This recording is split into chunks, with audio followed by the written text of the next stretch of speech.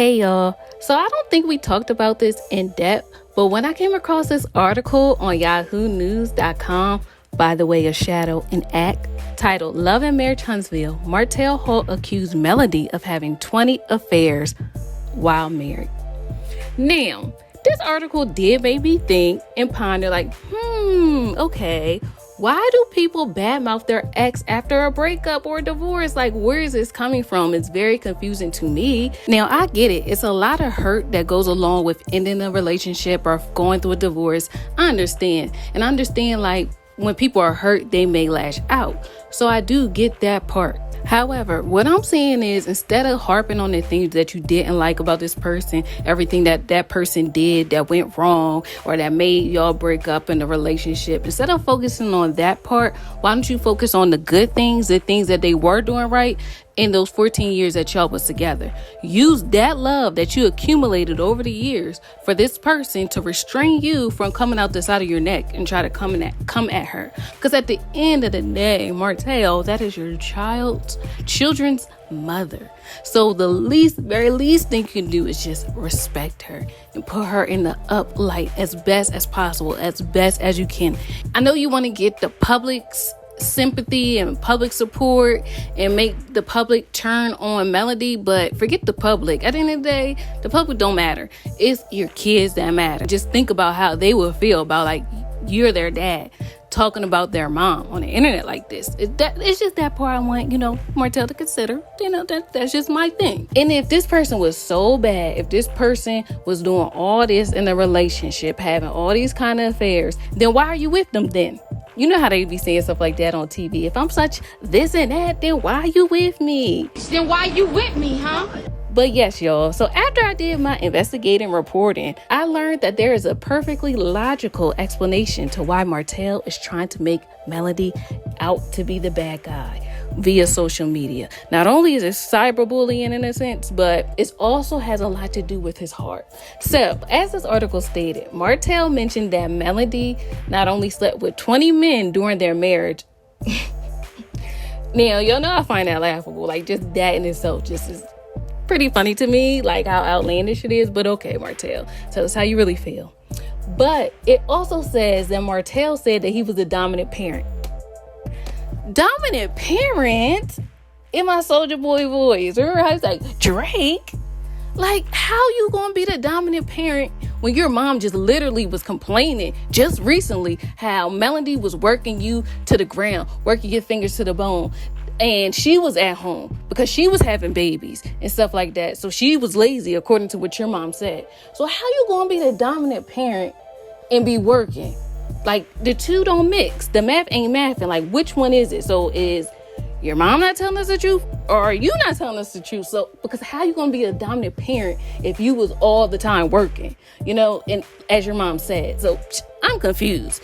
But in this article, it also mentioned that Melody said that Martell is basically bitter over their divorce. And now we have Exhibit A of a reason why an ex would badmouth you. They are bitter about the divorce or the breakup. It's basically a way of them coping with the breakup, the fallout of the relationship ending. So as this article from the ex-boyfriendrecovery.com states, it's actually pretty normal for some people to badmouth their exes. It helps people to remove those feelings of love and beautifulness that they put on a partner and replace them with feelings of, anger, resentment, and all that other stuff. However, as this article states, an ex that badmouths a person is usually having a hard time with the breakup and doesn't know how else to deal with it.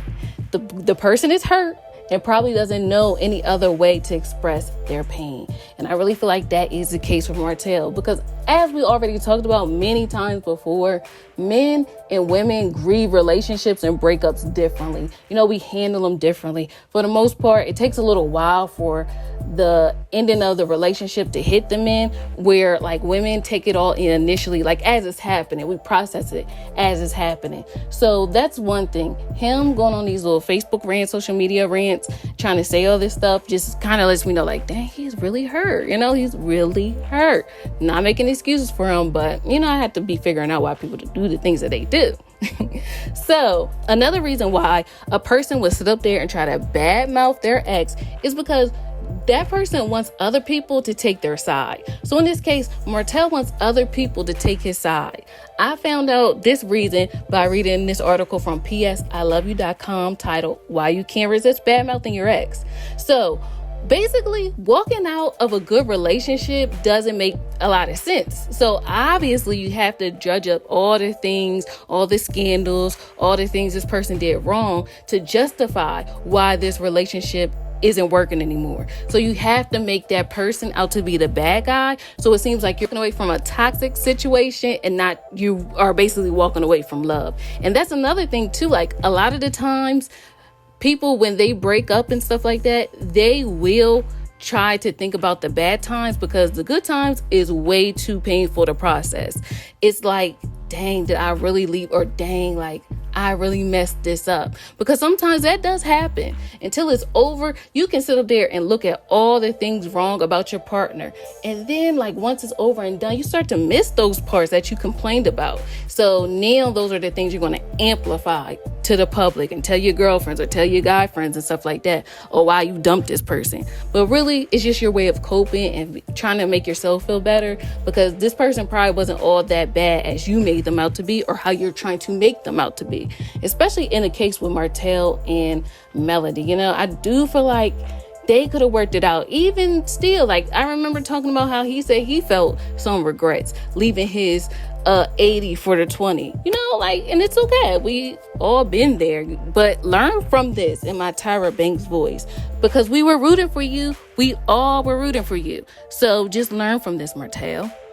So another reason why people will badmouth their ex is because they want empathy. You know, after a breakup, if someone feels sorry for you, it makes you feel good. But as this article said, it only makes you feel good temporarily. You know, somebody saying, oh, I can't believe, oh, you're going through a divorce. Oh my gosh, wow. Like people sympathizing with you makes you feel good just in the moment. But after that, that's it. So you still have to sit up there and deal and process those feelings that you're feeling in that grieving. You know, like they say, going through a divorce is like a death. Not only the death of the relationship or what it is, but also the death of the future and the plans and ideas that you thought that you would have with that person. And that's what I heard. Like sometimes even in regular situations, like relationships, breakups can be really hard because a lot of time, especially for women, we done projected ourselves. If we didn't make it to the altar, we done already thought about it, like who friends we was going to bring and what color we was going to wear and our bridesmaids and who's going, or the places we was going to go with this guy. Like, so sometimes it's hard to break up and walk away from that part of the relationship. But nevertheless, you know, we got to make it do what it do. So I really hope that Martell realizes this too. Like, you got to make it do what it do and just go ahead and move on. But like, take your peace, take your power back and heal in silence. It's doing no good with blasting you on the radio. Remember that from Survivor? I'm not going to blast you on the radio. I'm better than that. It's no need for all that in this moment, especially because, you know, him and Melody have kids together. You know, I'm all about protecting the babies.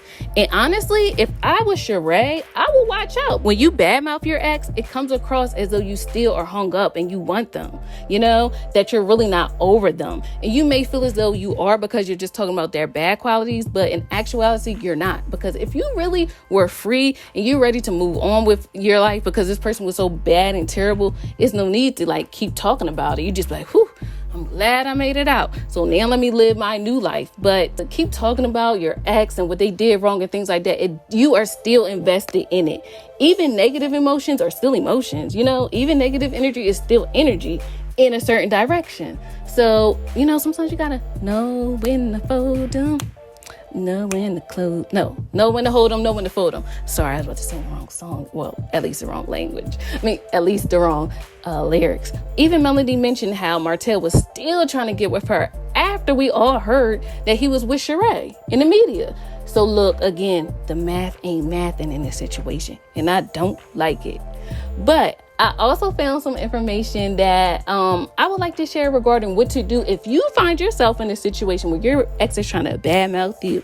There's no need to get on his level unless you want to. Sometimes you do have to set the record straight and let people know how they got you messed up. So if you don't want to ignore it, you can definitely own it. If what somebody's saying about you, your ex is badmouthing you, what they're saying is true, possibly, you can go ahead and say, yeah, I did that. Yeah, that happened. Yes, I came in late. Yes, I forgot to cook dinner that one day he talking about. But nevertheless, I learned from that. You know, when you own it, it's like you take away the power that people be trying to like hold over your head for trying to make you feel bad about it. So that is like a way. You can either ignore what your ex is saying, or you can own what your ex is saying.